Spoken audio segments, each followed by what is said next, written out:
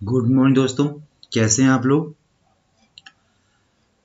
देखिए, आज का हमका जो टॉपिक है वो है नागरिक और प्रशासन, सिटीजन एंड एडमिनिस्ट्रेशन।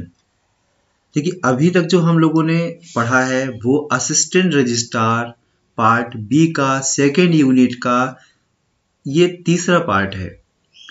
जैसे अभी आपने पिछले वीडियोस देखे होंगे तो आपको जो सेकेंड यूनिट है उच्च जो प्रशासन है, प्रशासन के बारे में बताया था हमने। जैसे एमपीपीएससी हो गया, उत्तरदायित्व और नियंत्रण हो गया, और ठीक इसी प्रकार से आगे के क्रम में कि विधायी नियंत्रण क्या होता है, कार्यपालिका नियंत्रण क्या होता है, और इसी प्रकार से न्यायिक नियंत्रण क्या होता है, स्थानीय प्रशासन क्या है, ये चीज हम लोग पूरी पढ़ रहे थे।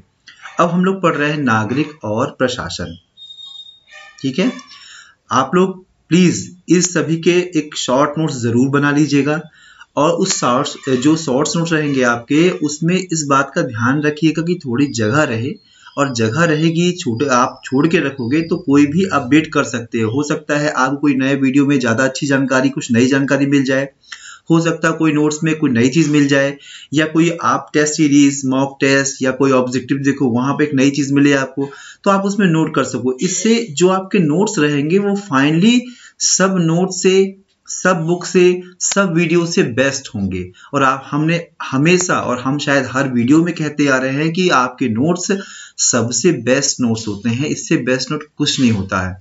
इसका फायदा क्या होगा कि आप जब भी एग्जाम की तैयारी करेंगे, मतलब फाइनल एग्जाम का रिवीजन करेंगे, उस रिवीजन का टाइम में आपको बहुत अच्छे से, बहुत जल्दी से आपकी लिखी हुई भाषा में रहेगा ना, तो आप बहुत जल्दी रिवीजन कर पाएंगे। तो 10 मिनट लगती जरूर है, लेकिन जब रिवीजन करने बैठेंगे अपने खुद के नोट्स, तो आप पाएंगे कि आपने एक दिन में 4-5 बार रिवीजन कर लिया, और जो कि सबसे ज्यादा महत्वपूर्ण है। ठीक है, चलिए हम लोग स्टार्ट कर रहे हैं आज नागरिक और प्रशासन। देखिए, नागरिक और प्रशासन के बारे में थोड़ा सा बेसिक समझ ले। एक्चुअली क्या होता है कि जब भी कोई भी कल्याणकारी राज्य होता है, कल्याणकारी राज्य में एक लोकतांत्रिक सरकार होती है। लोकतांत्रिक जो सरकार होती है वो जो कल्याणकारी कार्यक्रम करती है, उसका उद्देश्य क्या होता है? लोगों का कल्याण करना, अपने नागरिकों का कल्याण करना। तो वो जो जिस माध्यम से, नौकरशाही के माध्यम से करती है, उस नौकरशाही के माध्यम से कभी कभी ऐसा होता है कि जो नौकरशाही का कुछ भाग बहुत बेहतर काम करता है, कुछ भाग कम काम करता है, और कुछ भाग भ्रष्टाचार, अनाचार, कुप्रशासन इसमें लिप्त रहता है। इन सब के लिए एक व्यवस्था बनाई गई है जो हम लोग आगे पढ़ेंगे। ठीक है, ये समझ में आ गया भूमिका आपको कि एक्चुअली है क्या ये। देखिए, अब क्या है, कल्याण की ओर रुझान आधुनिक जनतांत्रिक राज्यों की विशेषता है।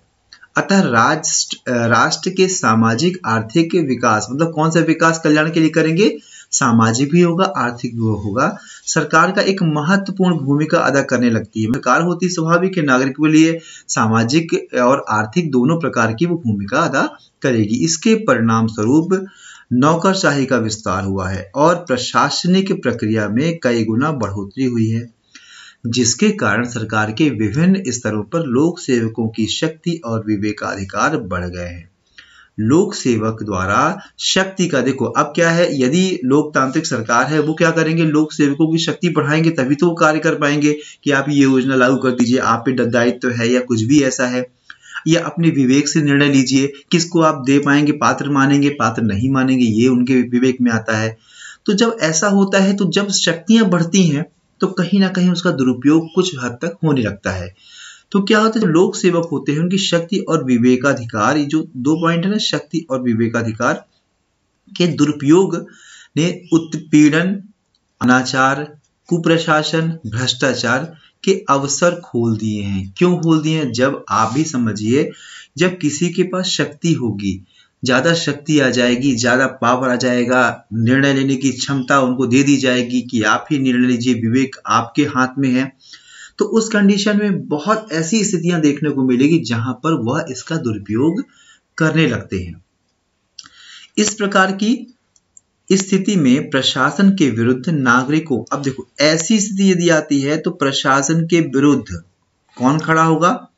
नागरिकों की शिकायत पैदा हो जाती है। मतलब जो आम व्यक्ति ही काम करने जाता है ना, वह काम करवाने जाता है कि हमारा जाति प्रमाण पत्र बनवा दीजिए या हमें इस योजना का लाभ दीजिए, या कुछ भी ऐसा जो ब्यूरोक्रेसी होती है उसी के थ्रू एक नागरिक अपनी पूरी समस्याओं को हल करता है।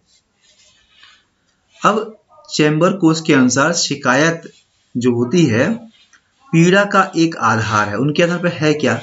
पीड़ा का एक आधार है, एक परिस्थिति जो उत्पीड़क या गलत लगती है। जनतंत्र की सफलता और सामाजिक आर्थिक विकास का साकार होना नागरिकों की शिकायत के समाधान होने की सीमा पर निर्भर करता है। अतः इन शिकायतों का निपटारा करने के लिए दुनिया के विभिन्न भागों में निम्नलिखित संस्थागत उपायों को विकसित किया गया है।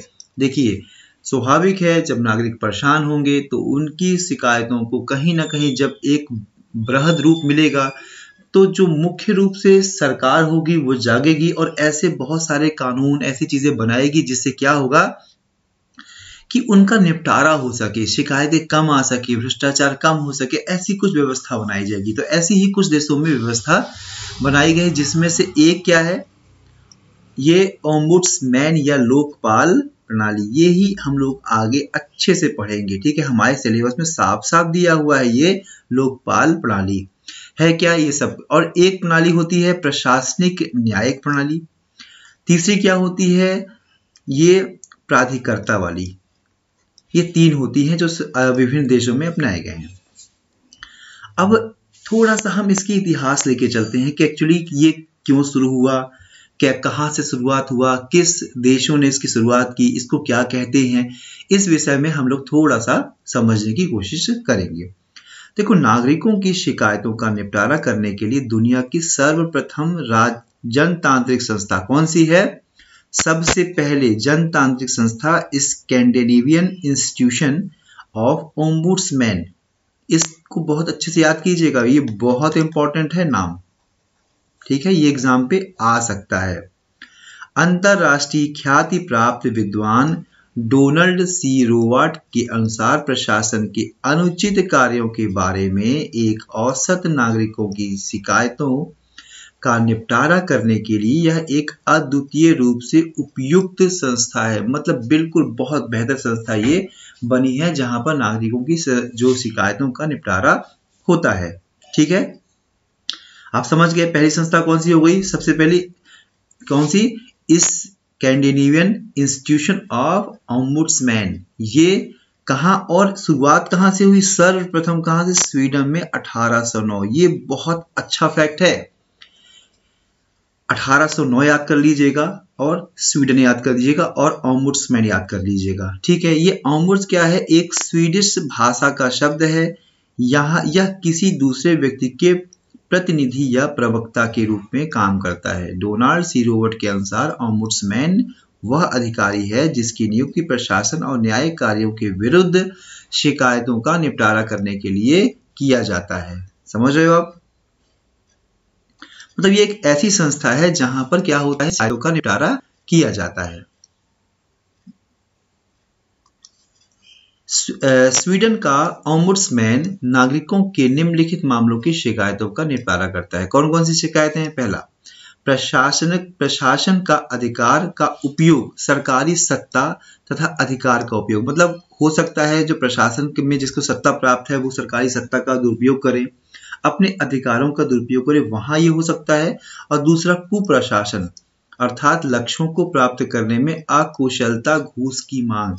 मतलब कुप्रशासन का मतलब होता है, देखो शासन का मतलब होता है किसी प्रकार का शासन, कैसा भी, अच्छा बुरा सब चलेगा, लेकिन जब प्र लग जाता है उसके अंदर मतलब वो एक अच्छे शासन की बात करते हैं, लेकिन उस प्रशासन के पहले कु लग जाता है, मतलब कुप्रशासन यदि हो गया ये, तो उसका अर्थ है कि जो अच्छा शासन चलना होता है वह किसी कारणों से बुरा शासन चलने लगता है। इसी को ही हम कुप्रशासन कहते हैं। यहाँ पर घूस होती है, भ्रष्टाचार होती है, भाई भतीजावाद होता है, ये सब समस्याएं आपको देखने को मिलेंगी। तो तीन चीजें यहाँ क्लियर हो गई।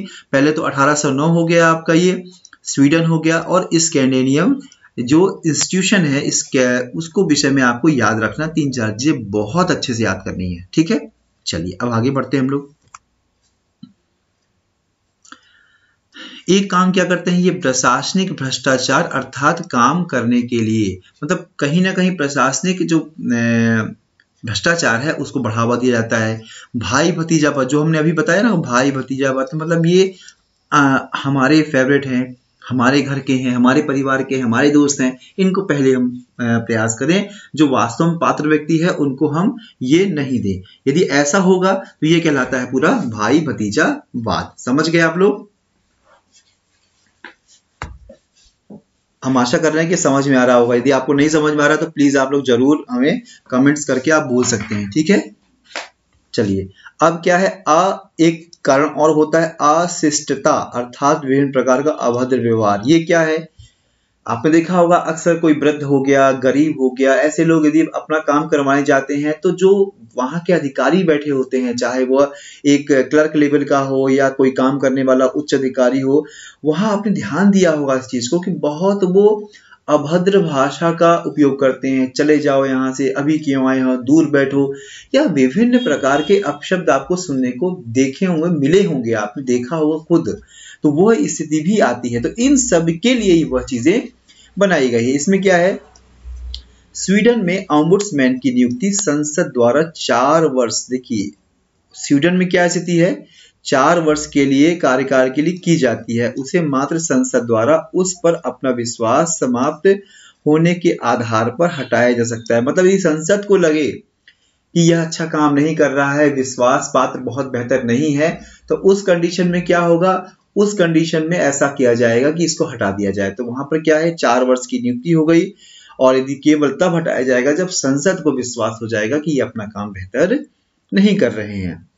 संसद को अपनी रिपोर्ट प्रस्तुत करेंगे, इसलिए उसको संसदीय ओम्बुड्समैन भी कहते हैं। एक नाम और है उसका, संसदीय ओम्बुड्समैन। देखिए इस तरह के प्रश्न बनेंगे, आप समझिए, सिंपल सा प्रश्न हो सकता है, बनेगा किस सन में स्टार्ट हुआ, ये बन सकता है। एक ये भी बन सकता है प्रश्न कि उसको और किस नामों से जानते हैं। तो इस बात को भी आप ध्यान से समझ लीजिएगा कि अक्सर प्रश्न में आए तो आपको सब कुछ पता होना चाहिए पहले से, ठीक है। अब हम लोग आगे बढ़ते हैं। ऑम्बुड्समैन एक संवैधानिक पद है। संवैधानिक पद है, यदि संविधान में किसी आधार पर चर्चा की है, कोई एक्ट बनाया गया है, वहां की बात करें, स्वीडन की बात करें, तो उसको संवैधानिक पद कह सकते हैं। उसको सरकारी अधिकारियों द्वारा कानूनों तथा विनियमनों के अनुपालन की देख रेख करने तथा यह देखने का अधिकार प्राप्त है कि वह अपने कर्तव्यों का पालन उचित रूप से करते हैं या नहीं। दूसरे शब्दों में सभी सरकारी अधिकारी नागरिक, न्यायिक, सैनिक पर नजर रखता है। मतलब जितने भी सरकार है ये, कि सभी पर नजर रखी जाएगी, कोई अपने कर्तव्य से विमुख तो नहीं हो रहा है, कोई बेहतर कार्य करने से किसी को रोक तो नहीं रहा है, निष्पक्षता है कि नहीं है, भ्रष्टाचार वहां पर व्याप्त है कि नहीं, इस सब बातों पर चर्चा होती है। वस्तुगत वैधानिक रूप में कानून के अनुसार वो काम करे, परंतु यह किसी निर्णय को उलटने या रद्द करने का अधिकार नहीं रखता। मतलब ये नहीं है कि आपकी नियुक्ति बदल दीजिए, आप यहां से वहां पोस्ट कर दीजिए, ये नहीं कर सकते हैं, ठीक है ना। मतलब रद्द नहीं कर सकते कि किसी आदेश को रद्द कर दे। बस ये क्या कर सकते हैं कि कहां पर दिक्कत है, कहां पर ये है समस्या है, और अपनी रिपोर्ट क्या प्रशासन और न्यायालय को ये सौंपेंगे सीधा, और बस वो फिर न्यायालय और प्रशासन अपना कार्य करेंगे। ठीक है, समझ में आ गया इतना आपको? बहुत अच्छा टॉपिक है, बहुत ध्यान से प्लीज आप लोग समझिएगा। ऐसा नहीं है कि सिंपल सा आपने पढ़ा और एक बार आप, एक दो बार कम से कम आपको रिवीजन इसमें लगेगा, ठीक है। ऑम्बुड्समैन अपनी कार्यवाही किसी अनुचित प्रशासनिक कार्य के विरुद्ध नागरिक से प्राप्त शिकायत के आधार पर या अपनी पहल पे करता है। जो ऑम्बुड्समैन वहां की, ये स्वीडन की बात कर रहे हैं, वहां पर जो होगा वह या तो खुद अपनी पहल पे करेगा या किसी की शिकायतों के आधार पर भी कर सकता है। वह न्यायाधीशों सहित किसी भी पथ भ्रष्ट अधिकार पर मुकदमा चला सकता है। मतलब ये मुकदमा चला सकता है, बदल नहीं सकता कोई चीजें, केवल यदि उसको लगता है गलत है, भ्रष्टाचार हुआ है, तो सबूतों के आधार पर वह न्यायाधीशों पर भी ऐसा कार्य कर सकता है। ये सब बातें हम स्वीडन की कर रहे हैं, ठीक है ना। क्यों? क्योंकि वो इसलिए वहां पर कर रहे हैं, कारण केवल एक है, क्योंकि यह शुरुआत वहां से हुई, तो हम उसके बेसिक चीजों को हम पहले अच्छे से समझ लें, ठीक है। उसका काम मामले को उच्च अधिकारियों तक पहुंचाना है ताकि वो आवश्यक दोष निवारक कदम उठाएं। संक्षेप में स्वीडन का जो ओम्बुड्समैन है संस्थाएं निम्नलिखित हैं। क्या कौन सी हैं? पहला, कार्यपालिका से स्वाधीन कार्यवाही, मतलब वो चाहते हैं निम्न प्रकार की विशिष्टता है। पहली बात तो कार्यपालिका इसमें कोई भी इंटरफेयर नहीं करेगी। दूसरा क्या है? शिकायतों की निष्पक्षता एवं वस्तुगत जांच। तीसरा क्या है? जांच शुरू करने को पहल करने का अधिकार है। फिर है प्रशासन की सभी फाइलों तक बिना रोक टोक के पहुंच, मतलब जब वो जांच करेगा तभी तो हर चीजें समझ पाएगा, और जांच करने के लिए आवश्यक है कि उसको सभी संसाधन उपलब्ध कराए जाएं। समझ गए आप लोग?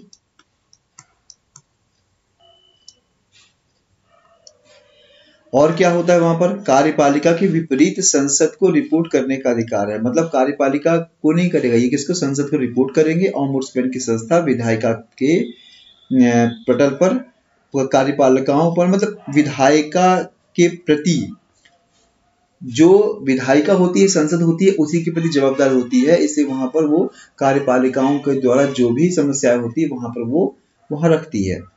इसके कार्यों को मीडिया आदि में व्यापक रूप से प्रचारित किया जाता है, मतलब कोई काम यदि करेंगे तो बताया जाएगा कि ये ओम्बुड्समैन ने ये किया, ओम्बुड्समैन ने वो किया, जिससे क्या होगा? नागरिक क्या होंगे? एक बेहतर सपोर्ट का अनुभव करेंगे।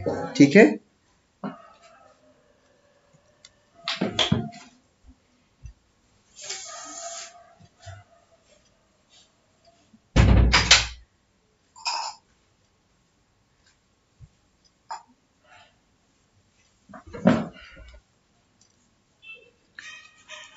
और साथ में क्या है? ये शिकायतों को निपटाने का सीधा या औपचारिक, सस्ता और त्वरित उपाय है। ये भी एक बेहतर है कि कभी कभी ऐसा होता है कि बहुत समय लग जाता है, बहुत से पैसे लग जाते हैं, तो इसको बेहतर तरीके से कर सकते हैं। अब देखो ये पूरी व्यवस्था तो ओम्बुड्समैन कहाँ पे हुई? स्वीडन पे हुई। इसके बाद क्या? दूसरे देश फिनलैंड में 1919 में आ गया, डेनमार्क में 1955 में आ गया, और 1962 में पूरे देश में ये अच्छे से फैल गया। ठीक है।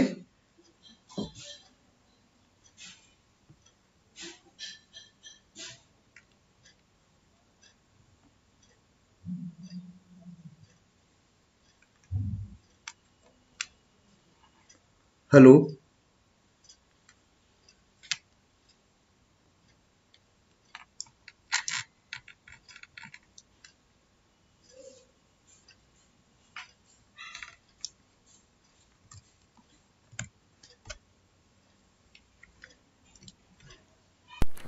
हेलो, आ रही है आवाज़ आपको?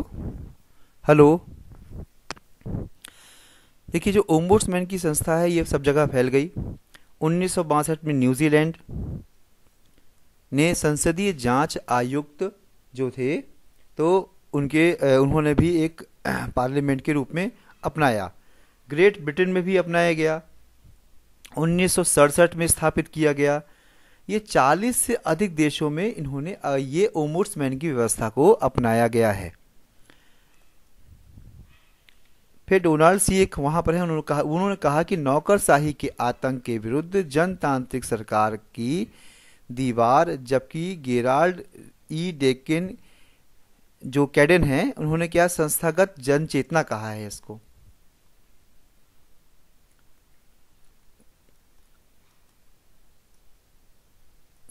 प्रशासनिक अधिकारियों की शिकायतों का निपटारा करने के लिए फ्रांस ने एक विलक्षण संस्थात्मक युक्ति निकाली है। यह है प्रशासनिक न्यायालयों की फ्रांसीसी प्रणाली। मतलब फ्रेंच ने, जो फ्रांस है वहां पर एक अलग व्यवस्था निकाली। वहां पर फ्रांस ने अपनी जो सफलता के कारण यूरोप और अफ्रीका के बेल्जियम और तुर्की जैसे देश में यह फैल गया।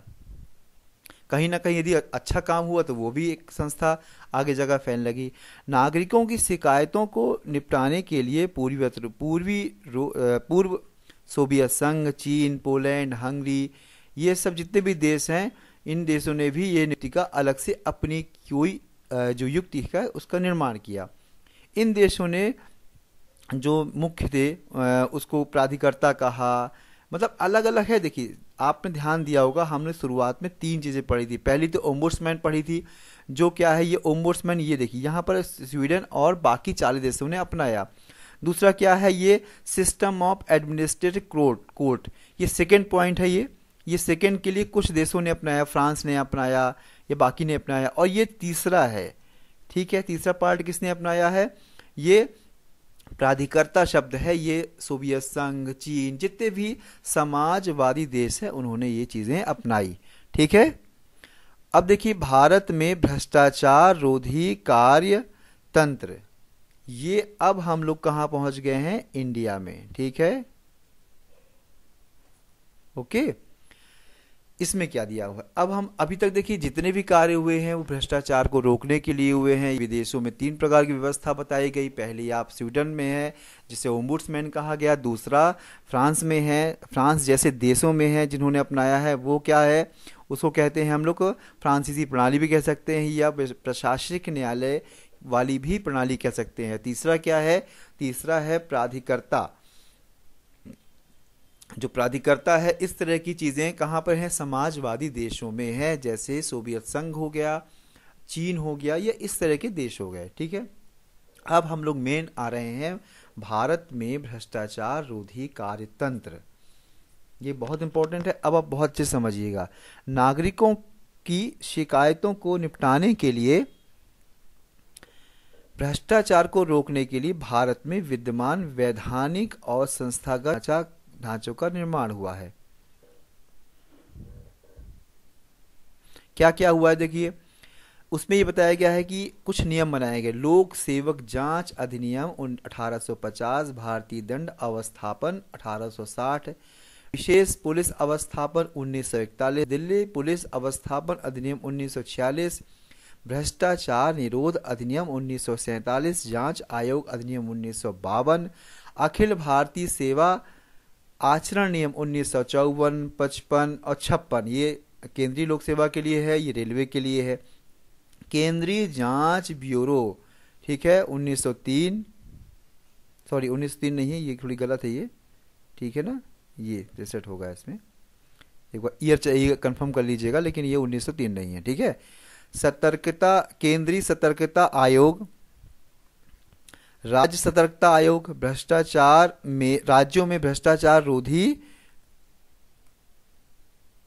ब्यूरो है, राज्यों, ये राज्यों में लोकायुक्त, समझ पा रहे हैं आप लोग,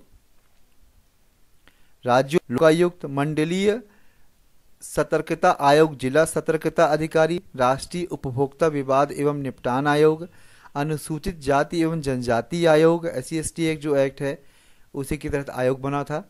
न्यायालय एवं राज्यों में उच्च न्यायालय, जो ट्रिब्यूनल है ना, प्रशासनिक ट्रिब्यूनल, उसके आधार पर है।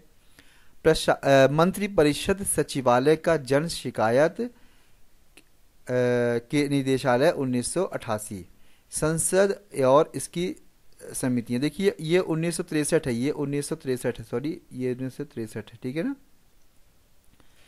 केरल जैसे राज्य में फाइल टू फील्ड कार्यक्रम लागू किया गया। केरल जैसे राज्यों में, कौन पूछ ले, केरल जैसे राज्यों में भ्रष्टाचार को रोकने के लिए किस तरह के कार्यक्रम भी लागू हुए हैं, एक ऑप्शन ये भी आ जाएगा, फाइल टू फील्ड, ठीक है, तो इसको भी आप बहुत अच्छे से समझ लीजिएगा। अब देखो ये है मेन केंद्रीय, क्या है ये, केंद्रीय जांच ब्यूरो, CBI। आप तो बहुत सुना होगा CBI के बारे में, जहां देखो वहीं CBI आपको दिखाई दे रहा होगा, आजकल टीवी में, न्यूज़पेपर में, समाचार पत्र में, हर जगह, मतलब एक एक जगह आपको CBI के बारे में बहुत ज़्यादा ही चर्चा देखने को मिली होगी। CBI है क्या, तो CBI बहुत अच्छा भ्रष्टाचार को रोकने के लिए एक साधन बनाया गया था, उसके विषय में थोड़ा सा हम लोग पढ़ेंगे, और CBI के बाद फिर हम लोग नेक्स्ट टॉपिक में आएंगे, ठीक है। CBI की स्थापना 1963 में गृह मंत्रालय के प्रस्ताव में की, कब की गई थी, 1963 में। वर्तमान यह कार्मिक मंत्रालय के अंतर्गत, पहले क्या गृह मंत्रालय के अधीन बना था, बाद में यह कार्मिक मंत्रालय के अधीन आ गया। इसको संबद्ध कार्यालय का दर्जा प्राप्त है। 1941 में गठित विशेष पुलिस अवस्थापन, 1941 में जो विशेष पुलिस अवस्थापन है उसमें CBI को कहीं ना कहीं उसके आधार पर उसमें मिला लिया गया। सीबीआई केंद्र सरकार की मुख्य एजेंसी है।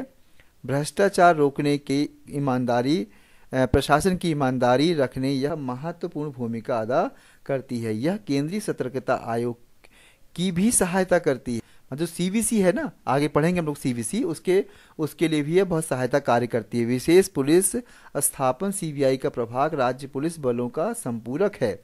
राज्य पुलिस बलों के साथ दिल्ली पुलिस अवस्थापन अधिनियम 1946 के अधीन विशेष पुलिस अवस्थापन को अपराध की जांच के लिए मुकदमा चलाने का अधिकार प्राप्त है, परंतु इन दो के बीच मामलों की आवृत्ति और परस्पर व्यापन से बचने के लिए निम्नलिखित प्रबंध किए गए। मतलब बहुत सारे आ रहे हैं, कौन किसको मिलेगा, इस सब को समझने के लिए कुछ व्यवस्था की गई। समझ में आ गया आपको? सीबीआई कब बनी, इसका ईयर क्या है, उसके बाद किसकी सहायता करता है, सीवीसी की सहायता करता है, और इसका मुख्य कार्य क्या है, भ्रष्टाचार से संबंधित कार्य है, ये सब चीजें। ठीक है, अब क्या दिया है इसमें, एसपीई उन मामलों को हाथ में लेगी स्पेशल पुलिस, ठीक है ना, एसपीई लिखा है ना, एसपीई, ठीक है ना। तो उसमें क्या है, तो एसपीई 1900 ये विशेष पुलिस अवस्थापन लिखा है ना, एसपीई लिखा है ना, विशेष स्पेशल एस्टेब्लिशमेंट, उन मामलों को हाथ में लेगी जिनका संबंध मूलतः और बड़े तौर पर केंद्र सरकार या उनके कर्मचारियों से है, चाहे वो किसी राज्य सरकार के कर्मचारी से भी संबंधित क्यों ना हो। और दूसरा है राज्य पुलिस के मामले लेगी जिनका संबंध बड़े तौर पर राज्य सरकार या कर्मचारियों से है, चाहे इनमें केंद्र सरकार के कर्मचारियों से भी क्यों ना हो। मतलब ये सब जगह कार्य कर सकती है एसपीई। ठीक है ना, आप समझ गए। कुल मिलाकर ये पूरी चीजें किसके बारे में बता रही है, आपको समझना है। सीबीआई क्या है, ये सीबीआई कब बना, 1963। ठीक है, किसकी सहायता है, सीवीसी की सहायता। ठीक है, और इसमें बहुत चर्चा में है, तो इसको बहुत अच्छे से आप लोग ध्यान से अच्छे से पढ़ लीजिएगा। ठीक है, अब हम लोग इसके बाद की चर्चा बाद में करते हैं। ये जो भी इसके बाद आएगा, सीबीसी आएगा, लोकपाल आएगा, जो राज्यों में होता है, बहुत सारे सतर्कता आयुक्त होते हैं, इसके बारे में हम लोग अगले वीडियो पे चर्चा करेंगे। आपको कोई भी समस्या हो, कोई भी दिक्कत हो, तो प्लीज़ आप लोग मैसेज ज़रूर कीजिएगा। आपको यदि समझ में नहीं आ रहा है, व्हाट्सएप जरूर कर सकते हैं, आप लोग अपने कमेंट्स कर सकते हैं। ठीक है, okay, thank you very much.